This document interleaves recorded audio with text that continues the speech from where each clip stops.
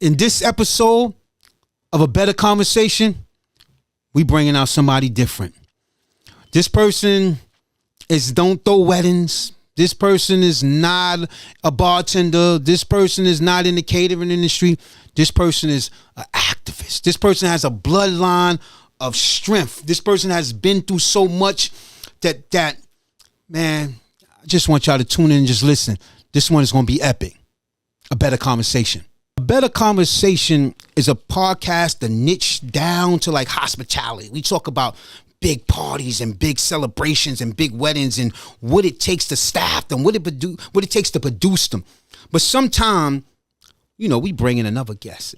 And sometimes, no matter who sits down next to me, no matter he's in hospitality, no matter what he does, that person has to be able to inspire me. I must admire them, and they must move me in a positive direction. And this person to my right fits the criteria for all three of those things that I just mentioned.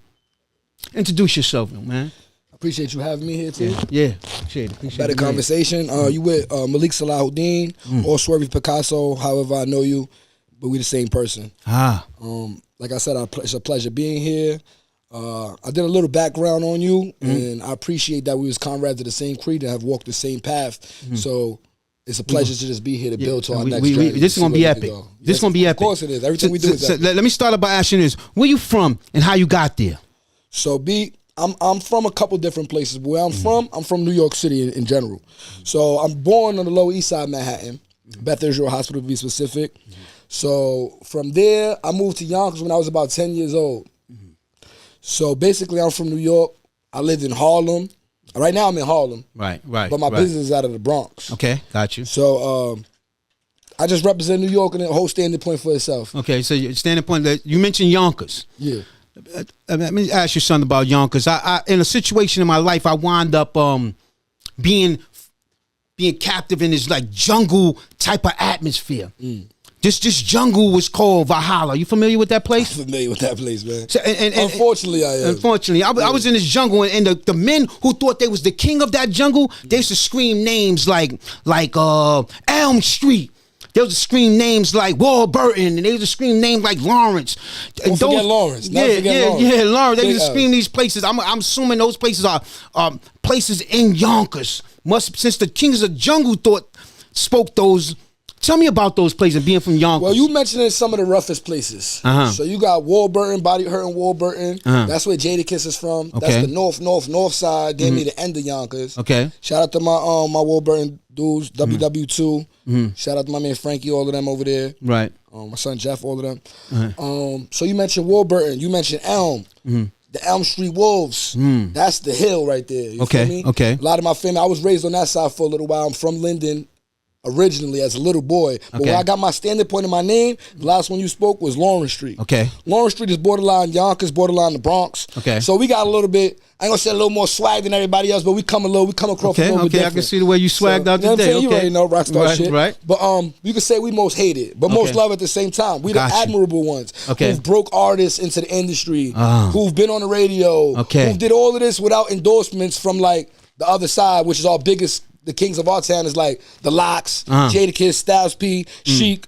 Is Mary J. Blige on that side, or that's Mary J. Blige is from the other side. She's actually, you didn't mention that hood, but that's Slow Bombs. Shout out to Slow Bombs too. They are close comrades. Right. Free Kip and Tone and them.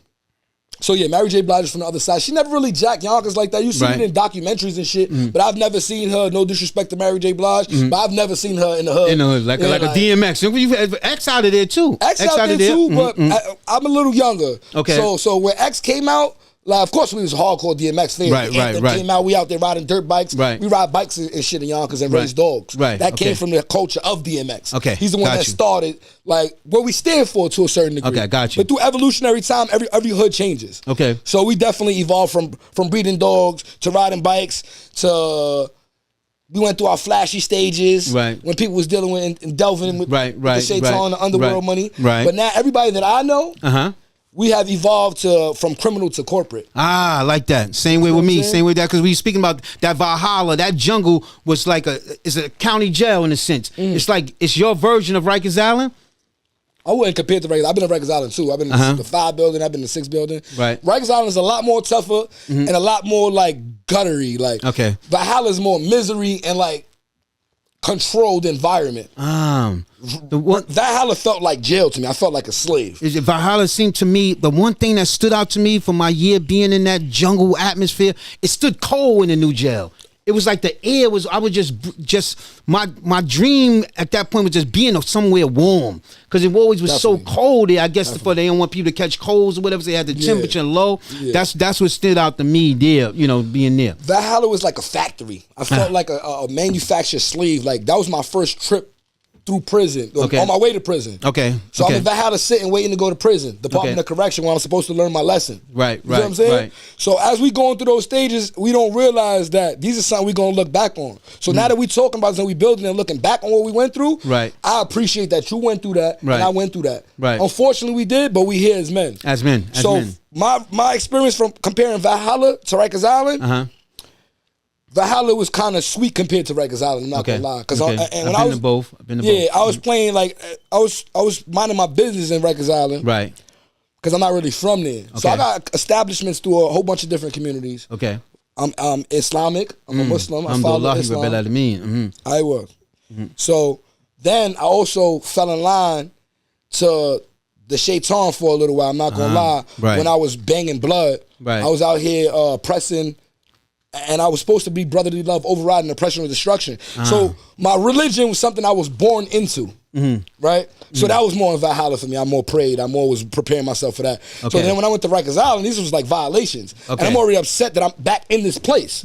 So there I was already transgressing and regressing back to the person that I knew that I grew from. And Rikers Island gave me no choice but to be that person. And let me ask you something. We speak about Yonkers before we move on. Coming in from that raw environment, those avenues that we just mentioned, those streets, what did you learn from there? We know it's a lot of bad things you can learn, but what did you learn from there that was positive that helped you in your future? I learned bravery. I learned courageousness. Like, so there's certain people that can make it to the level that I'm at now or the level that I'm going to. But they would have to walk around with fear. So if I want to go throw a kilo of gold on my neck, I can wear that proudly without being in fear. I can go anywhere with my family without having to, of course I'm going to tuck my wife, I'm going to tuck my kids. Of course, nature. But I don't have to walk around with fear. I became a warrior through the street intent. So the value that I got from that is just courageousness and not to be actually physically afraid of any man or human being in life, period. So that's what I got from the streets that I can carry with me into the corporate world. I'm not afraid of the sharks. I just know they're just a different type of shark. You understand? So that's what I gained from the streets. I gained courageousness. I learned how to be fearless and ferocious. I studied your bio, and there's a lot that come from your family. Definitely. Your grandfather, your mother. Can we just speak to a little bit of them? And I don't want to miss not a sound, so make sure you keep your mic next to you, because we don't want to miss a sound. Can you tell me a little bit about your background with your mother? Because they come from, because this is me, and I could be wrong, but you coming from that type of family, it reminds me of a Tupac, in a sense, because of the family upbringing that was activist. But I'll let you speak to that. Tell me a little bit about your family. I got to pour a shot for that. Yeah, let's do it. My family's deep. My bloodline is deep. My roots is deep. You understand what I'm saying? We come from the weeping willow tree. So, boom. With that, we're gonna start from Grandpa. Grandpa started this right here, the University of the Streets, in 1969. My grandfather was from Philadelphia. He was off the Black Liberation Army. They moved with the Panthers to a certain degree, so they had political party disruptions between the two forces. So then from there, he decided he was none of that. So he just decided to just straight be a Sunni Muslim. So him coming up here as a Sunni Muslim, he already had the righteousness and the well-being. He was a boxer that came. He had a gimp leg. His leg was fucked up. So, pardon me. No, you can curse, go. But, so Grandpa's leg was messed up. He overcame a whole bunch of adversity. He was the only brother to live out of all his brothers who died from sickle cell. This is when the government was experimenting with the Tuskegee and doing sickle cell and all that. So he survived through that. Grandpa was born in 1925. So Grandpa made his way to New York City. There was a abandoned building where he would go and feed people and do things of that nature, because there was like a safe haven refuge, but it was also like a dope spot. So Grandpa worked his ones and twos, even though he was on his righteous path. In the streets, it was still, you had to eat. So Grandpa was a hustler. So he transformed his hustle into pure righteousness by giving up that lifestyle where he was delving into to feed himself and fund his mission. Okay. From there, he obtained this building, 7th Street and Avenue A, 130 East 7th Street, our first headquarters for University of the Streets. Wow. This is 1969. Okay. Wow. So Grandpa, therefore, made his music-based program called the University of the Streets that teaches theater, teaches financial literacy to colored men, formerly incarcerated especially, and at-risk youth. Okay. So I come from that aspect, as well as there's a jazz theater there, as well as he played with Barry Harris, Art Blakey, Evelyn Blakey, all of the greats. Wow. You know what I'm saying? Dizzy Gillespie. Dizzy. All of these people have been through the Did Miles ever come through there? Or Miles was already I'm too a baby big? compared to that. And Miles might have been too big. I think Grandpa he would have bragged about that. Yeah. Miles is like the Michael Jackson of jazz. The biggest we got is Barry Harris, Evelyn Blakey, the Loneliest Monk, Felonious Monk. That's been from They're the Monk is great. Yeah, Barry Harris is my piano teacher. So Right. I come from culture. This is what we getting at. Okay. So then we got that side. This is a black man. Right? Okay. Now, my grandmother, a white woman from Wisconsin, she's a hippie. She's with the peace freedom. She's with the don't be with black people. I'm gonna be with black people. Right. She's the rebel. So grandma's a white lady, but she's really a black person. Right. She wears the kente cloth and the shikis. She makes salat 5 times a day. Sadia Salahuddin, it's her birthday yesterday. Wow. Shout out to grandma. Peace to and her grandma, lives she affect. Everybody know grandma been showing us love. So then we got the hippie lady. We got the black liberation lady. Then we got the Dominican side. So my mother's the first one to touch American soil, to be born here. Wow. Well, she was born there, but to be raised here, lived here, got her first visa, her green card, whatever the case is. Right. So my mother's the first American descent on this land. Wow. So my mother was a rebellious person because she grew up in the Lower East Side, which is a bunch of Puerto Ricans, and she's Dominican. So they kind of shunned her. She had to fight her way out. My mom was a gangster. Like, if you met my mom, you would have thought she was a dyke. Elizabeth Fernandez, HIV advocate from Yonkers. Everybody know my mother. So you're going to get a lot of hearing about that, too. Okay. So my mother was a gangster. She was my father. My father was in prison since I was a kid. He was going back and forth in and out of prison. He had a habit and things of that nature, but he was still a good man. He held me down when he could. Mostly but when I became a gangster. Unfortunately, it's like he was proud of me of it. So he was like, I don't understand this world. He strapped me up to go to prison. Like, yo, you need these 11s. You need this. Swallow this. Show me the protocols to things that I needed at the time. Unfortunately, it wasn't something that we should have been rekindling our friendship with. Right. I understand 100%. Right. So we went to Grandpa. We went to Grandma. Now Grandma Norma. Grandma Norma is Dominican. She came to this country. She brought the whole family out here. She one of the Dominicans that made sure everybody that was struggling out there. One point we had about 15 people in a 2-bedroom house. Right. So grandma comes from love, from poetry. So when you saw about that Tupac, that poetic PIcasso that you get from me, that's from Grandma Norma.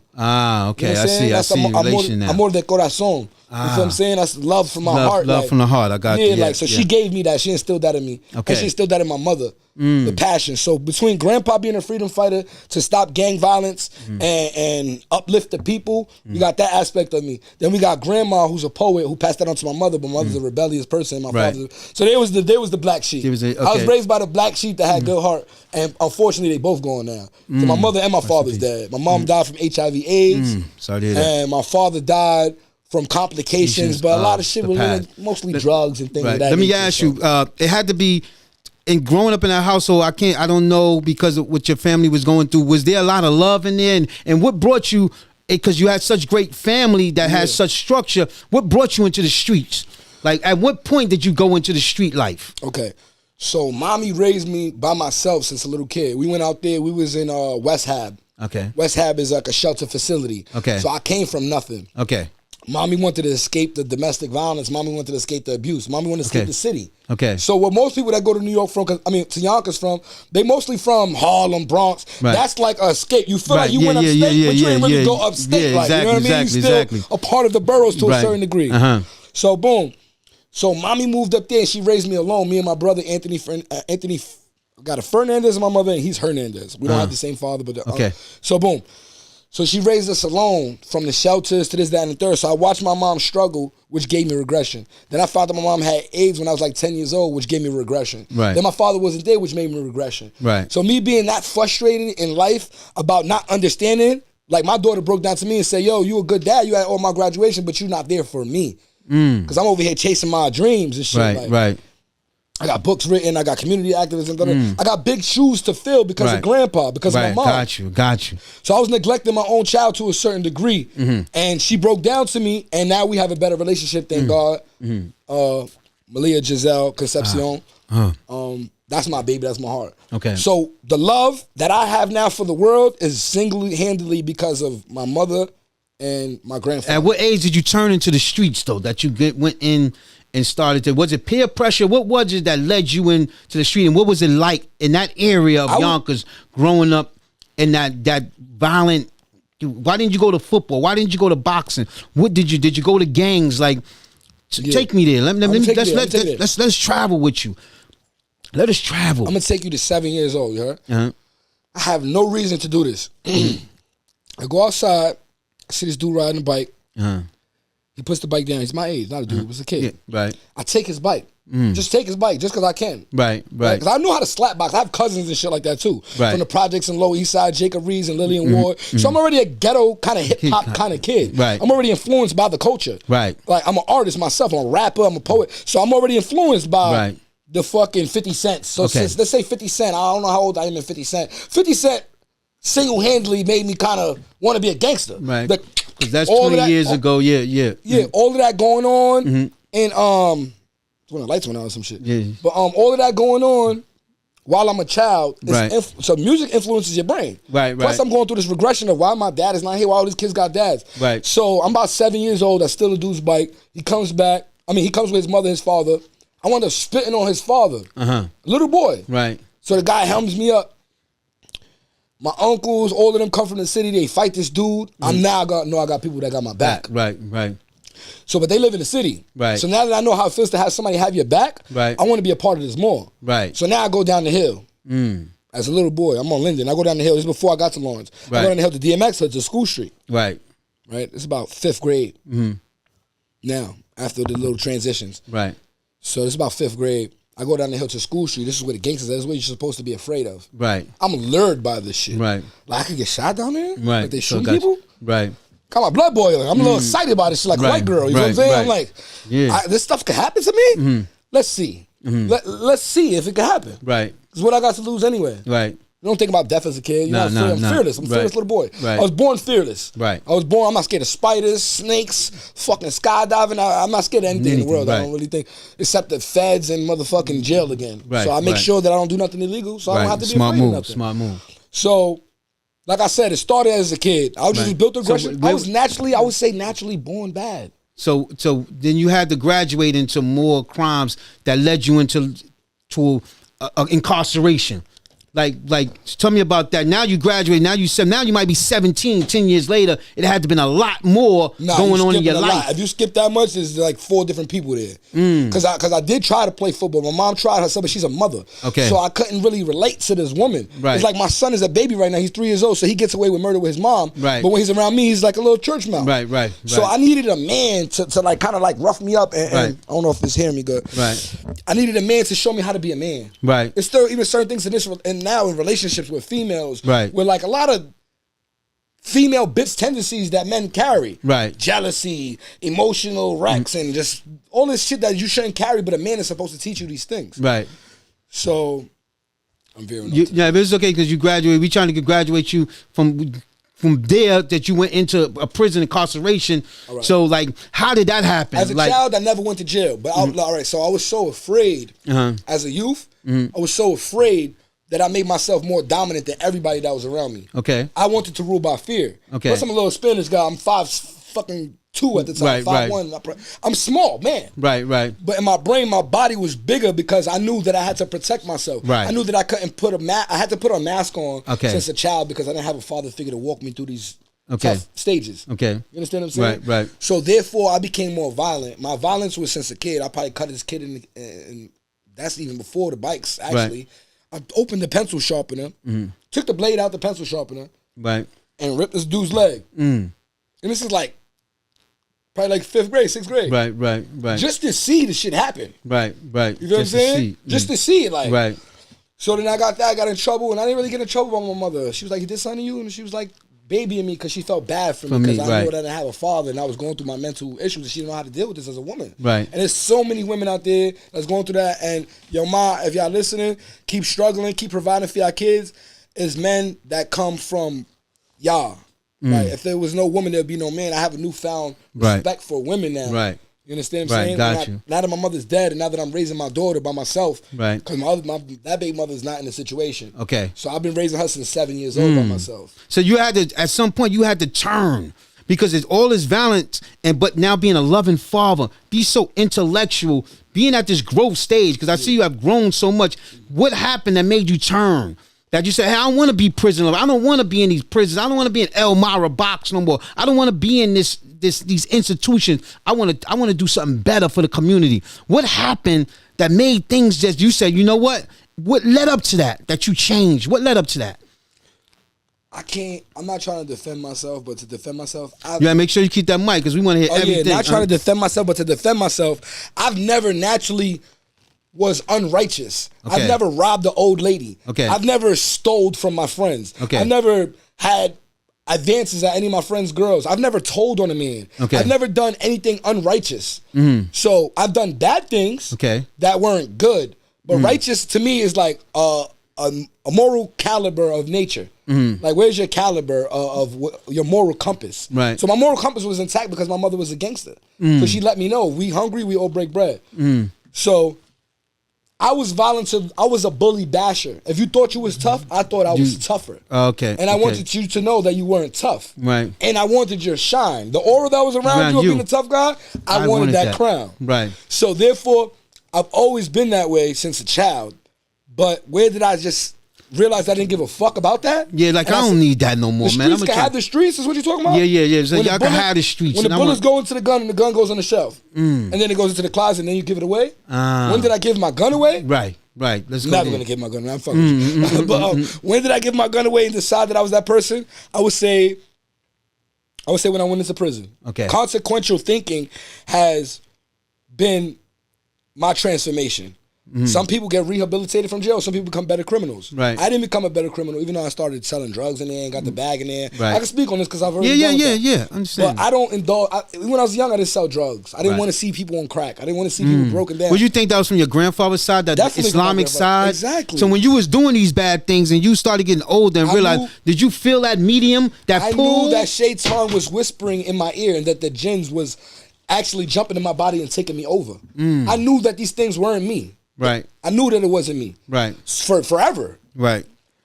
So when it really transitioned, like I said, is when I went to prison. I had consequential thinking. I understood that this is not what my life is. I understood slavery of what my grandfather was talking about. And like I want to speak on the 13th Amendment, which is allowed slavery. Okay. Right? Okay. So this is when they abolished slavery, the 13th Amendment, right? But they also put in that clause in that small line. So as I read in prison, I read more and I fed my brain. And I got to put on Grandpa's shoes and know what he meant when he was saying these things. Okay. Not just I'm taking it for face value because I look up to you and you're my elder. Right. And I'm under your tutelage. It was more like, this is what he meant. Okay. 13th Amendment is allowed slavery if you commit a crime. And your nephew's here, so I want your nephew to hear this as well. Right. Because they got a formula to trick us off the street. Right. Because they get about $350,000 a year for us.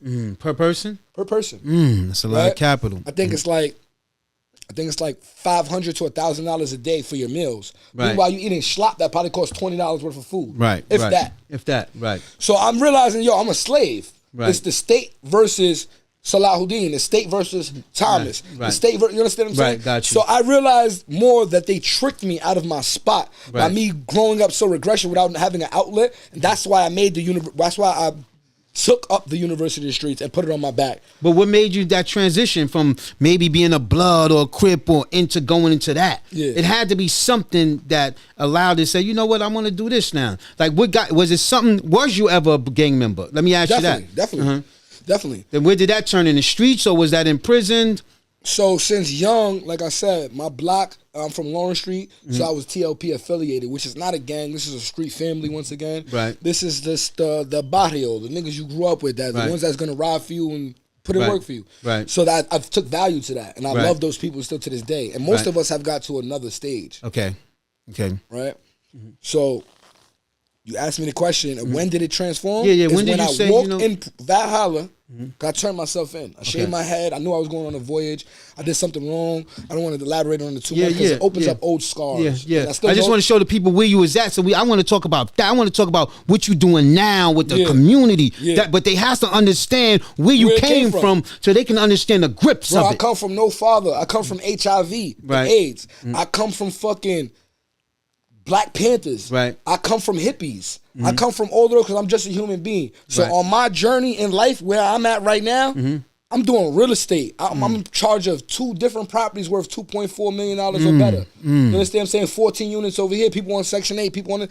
I am for the people now. Right. Because I am one of the people. So Right. when I went to prison, the revolutionary soldier that was embedded in me since a Right. child, that Tupac shit you talking about, Right. kicked in. Because that's all I read. Right. Was Black Liberation Army books, was uplifting the Egyptian Nile Valley, the Quran, the Torah. I read Right. all these books. Read a bunch of old shit so you can know shit. Right. You feel me? Right. Because everything else is watered down. Right. You feel me?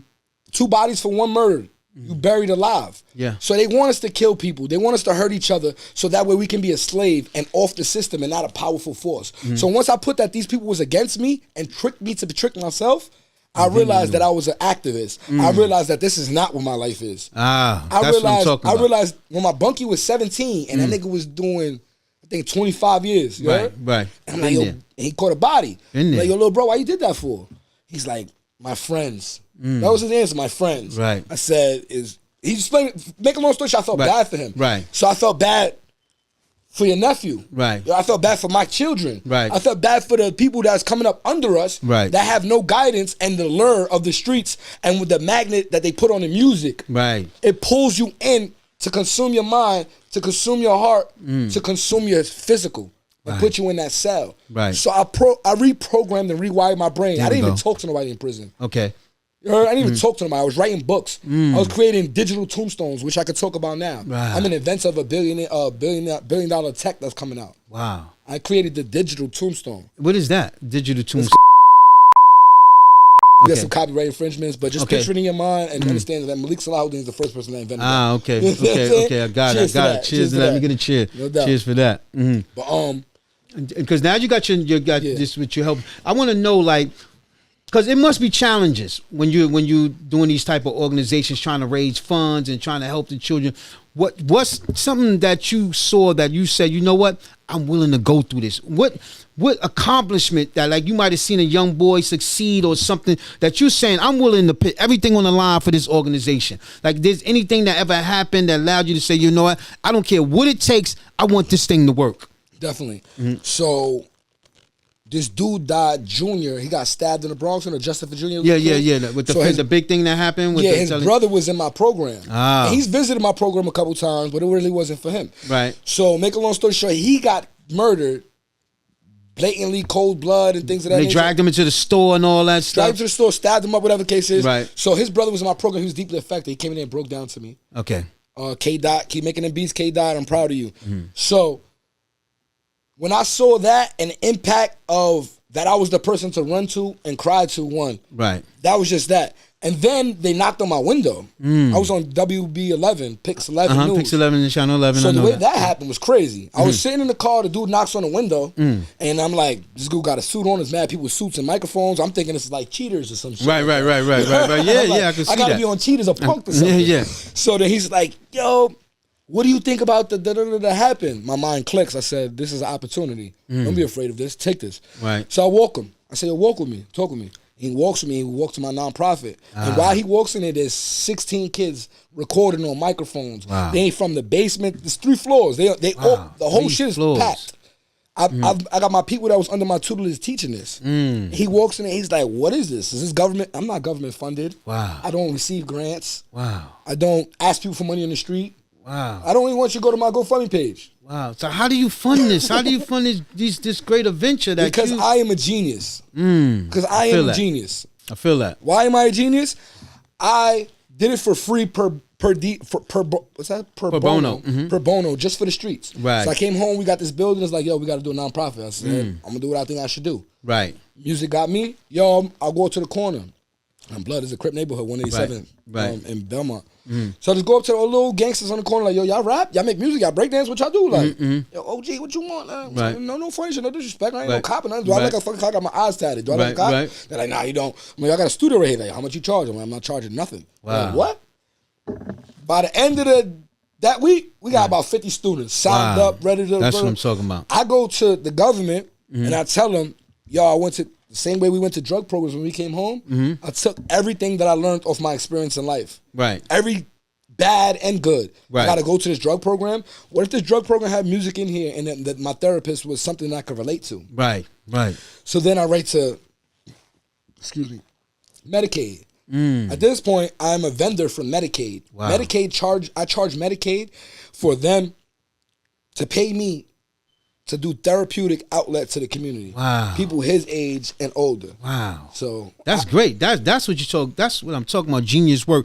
Do you think that because of this big thing going on with the Big U situation, he was such an advocate, was getting hundreds and millions of dollars from the government, and then wound up being in this situation? Big U is a guy out of L.A. He has was like this supposed to be this big guy. I think he was a Crip, big one, big Crip, and he was getting tens of millions from the government and Shaq and all these NBA players, and now they got him caught up in the RICO Act. He do the wrong thing with his money? The allegations. Allegedly. They're saying he did the wrong thing with the money. That's what happens. Like, do you think that with him having such a big name, because he's one of the number one in advocacy, I think they would you think it would give you a problem trying to raise funds now? I don't want their money. I don't want their money. This is why I don't want their money. I don't want to be scrutinized because I'm already set up to a point, like I said.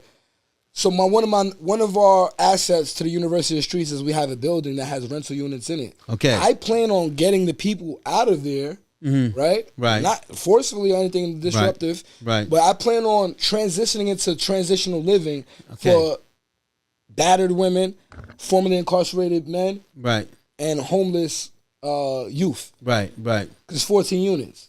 My point of that is to make them have a safe haven while they take their courses. So picture we was in jail and we have a day room, right? Rikers Island. So my day room is on the second floor, which is where we do our food pantry. So you would come downstairs, you would eat, you would take the program of financial literacy, 12-week course, which would teach you how to get your credit. Because we don't have to have these. Selling drugs is an act of desperation. Selling vagina, female prostitutes or people that's indulging in sexual activity.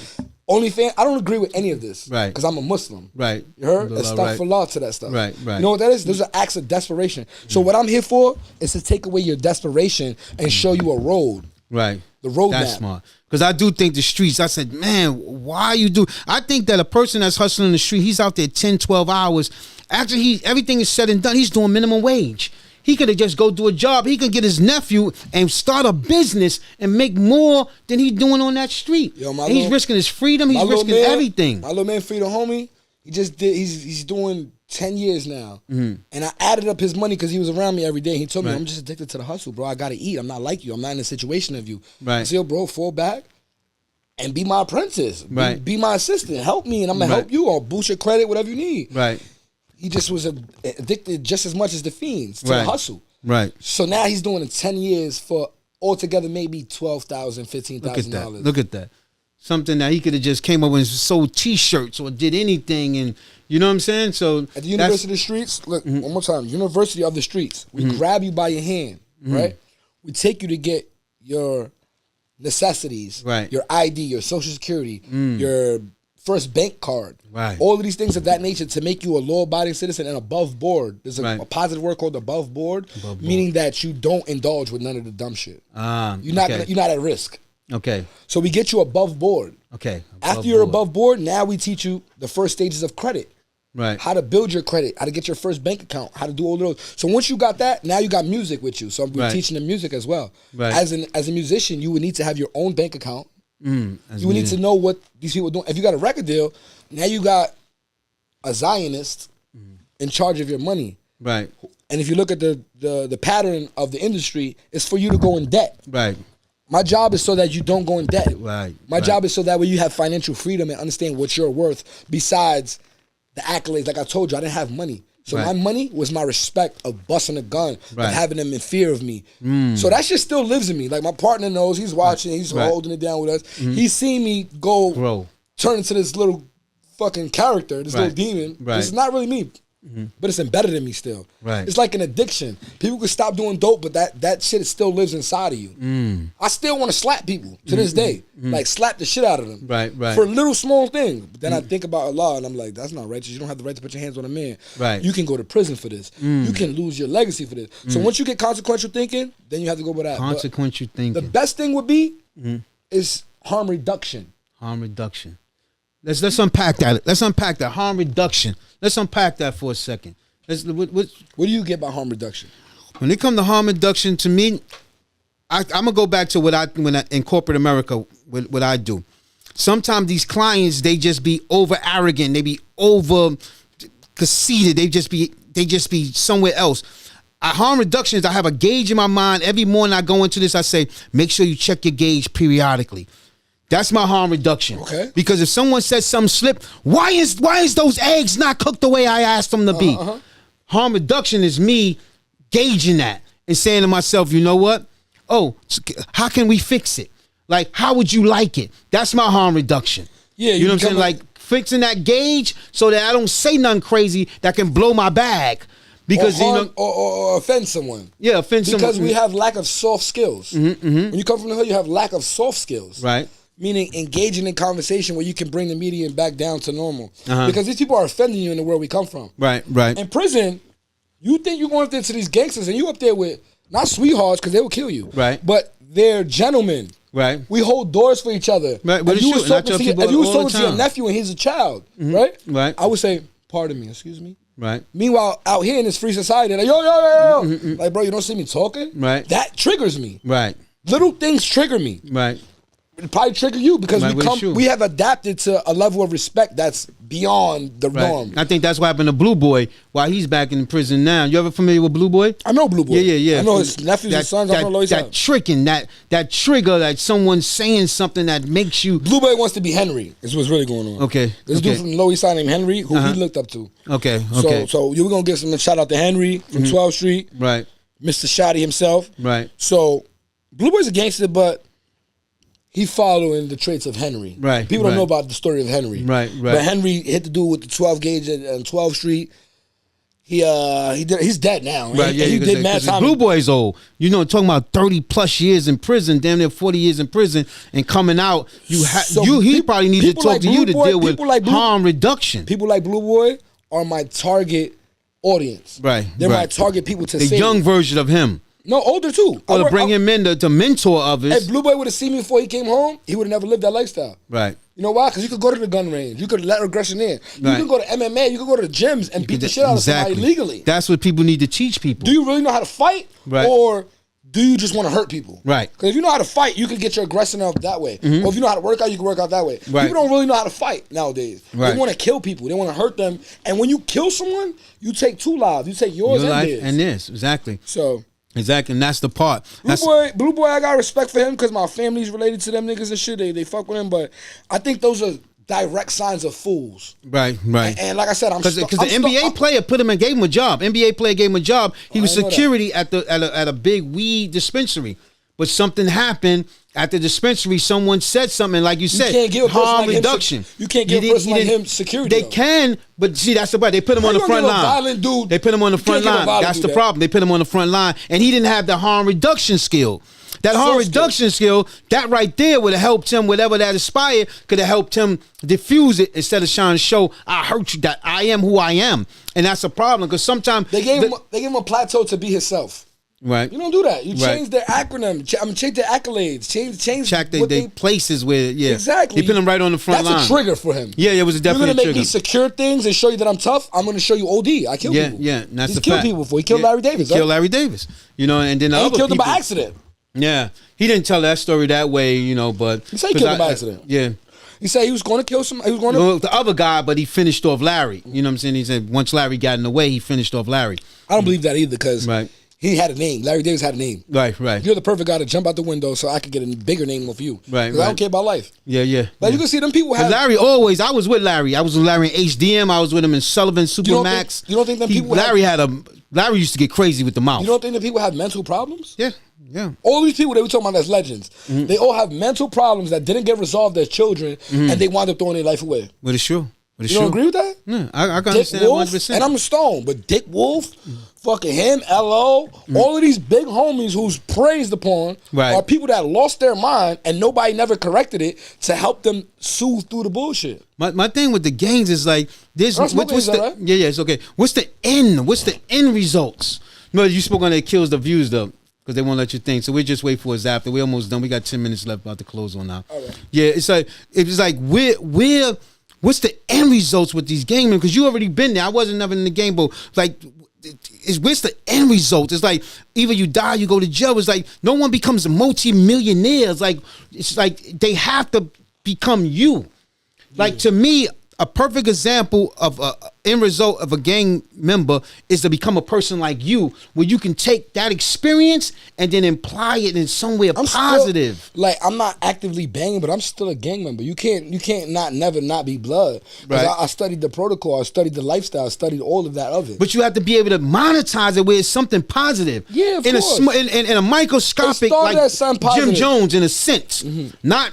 I'm not saying him, but I'm saying he's able Billy. to monetize it. Oh, shit. He's able to monetize it. If you have the experience, and this is just coming from me, a non-gang member, you have to be able to monetize it when you opening up programs, when you helping, Bro. because it just leads to death and one of your destruction. first paperwork is going to tell you banging is only 10% physical. 10% physical, 90% mental. So banging is blood is brotherly love overriding the oppression or destruction. Now, if you hurting another colored person, Right. you are oppressing your people. You are putting yourself in a stage of oppression because you're going to go to prison. Right. So if you can build your community and be the guy with the Benzes, the Beamers, that, and then you can feed others, then you're a Right. boss. That makes you a big homie. Right. For me, all of my drops that I ever had, I want you to go to school. Right. I want you to get accolades. If you're into dogs, start a dog business. If you're Right. into weed, start a weed business. Right, right. There's so much positivity that you can do and still have the culture. Right. People think like, oh, I gotta be a square. Right. I'm not a square. My shit called University of the Streets. I'm still gonna smoke weed. I'm still gonna get diamonds. I'm still gonna get icy. I'm gonna get tatted. Right. But I'm not gonna break the law so I can be a slave. And that's what I'm talking about. That's the moral of this conversation. That's the moral of the You conversation. can have the culture in you. Thank you, man. You can have the culture in you, like Jordans, Right. like all that fly shit. Right. But you have to not go to jail. That's the key. You have to not hurt people. And that's what you have to not hurt yourself. You're not allowed. In 21 laws, you're not supposed to do drugs. Right, You're not right. supposed to jump out the window. Right. You're not supposed to do any of that. And I think that not enough big homies is teaching that. Exactly. You know, I don't think enough is teaching that. They that feeding part off the right power of having power over somebody. Right. Right. That's what right, they're feeding off of. Right. Right. And that's the thing. That, I'm not a big homie. I'm a big mentor. Yeah, and that's I'm the a big key brother. right I'm a there. big That's father. a big brother, and that's what you have to keep up. That's why I brought you on this show to express to get that out, to maybe it can touch someone, to show them that you can Inshallah, still be inshallah. cool, you can get money, you can be fly, and you don't have to go to jail behind do it. none of that You illegal understand? shit. You don't have to do none of that. Now I think it needs to be many more of you guys to come out and to show that, because y'all have the experience, y'all have the leadership skills, y'all have the entrepreneurship skills to show them, put them in the right direction. You know what I'm saying? And that's why I wanted to bring you on this show, to show that people can be you. You know, people can be me. People can do 10 years, 15 years in prison, go through these hardships and come home and start a business and employ people and see revenue of $1 million. I'm not saying I have $1 million, but I can say I can make a revenue I got of $1 $1 million. million. I don't. I wish I will, had. you will. Yeah, inshallah. Just keep building. But if I have a revenue, Everybody got $1 stream, million. They just didn't find a way to touch They it. didn't, yet. yeah, they didn't find them in touch. It's yet. there. You know what I'm saying? why? But there's no shortage of Bro, money. you Just have shortage of rewired- You have ideas. rewired your brain already. Right. You've been in prison. You banged out. You did all of that. I already now felt the you over here hardship. doing it. Look what you did with your nephew. Right. This is the gangster shit you did. Right. By bringing your family and incorporating another colored man to make them understand the positive you're doing. Right. Right. Your uncle that been in prison. Your uncle that did all that. But look at the uncle that you are now. Right. You're a married man. Got your ring on. But it's true. I'm proud of you, bro. But no, thank you. I hope one appreciate day- that. I hope Appreciate one day that. to get to your accolades, and I Right. hope one day you get to my accolades. But it's true. And that's the key right there. And that's what's built. I'm going to close out with these questions. I'm going to ask you, Yeah.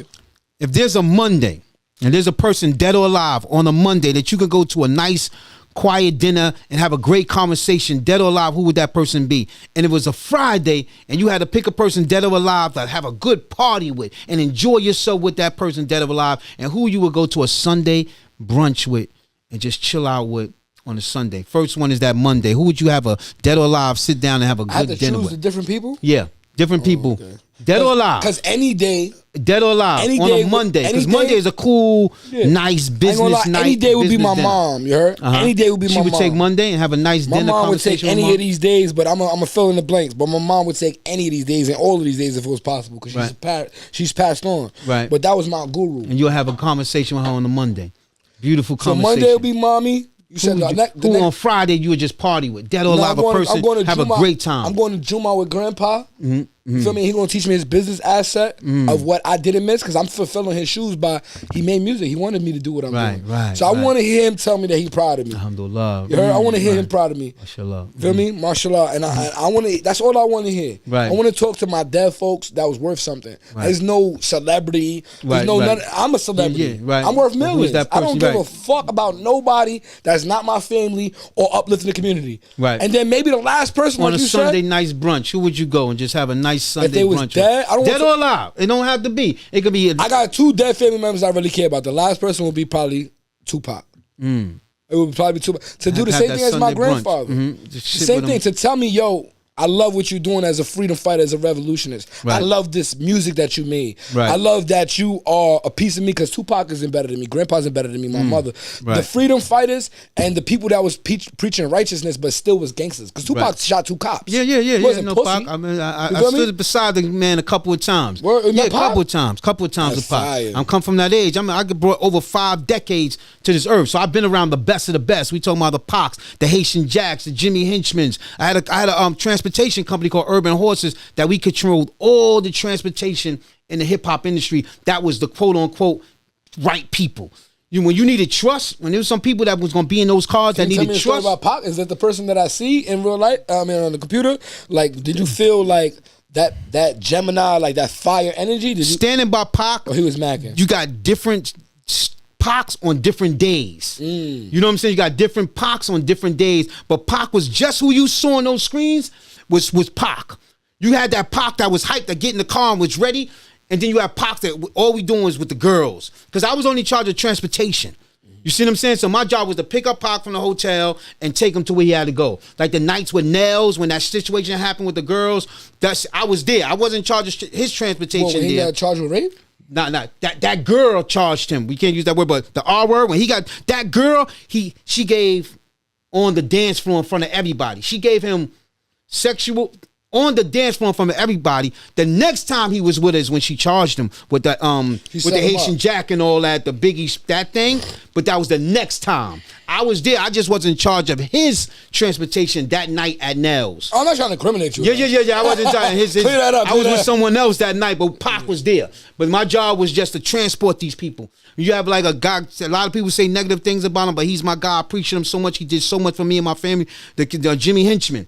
You know what I'm saying? Handling the transportation, they would make sure when somebody needed like a person like that just needed somebody that they can trust in that vehicle with them. That was my job. I would get the call.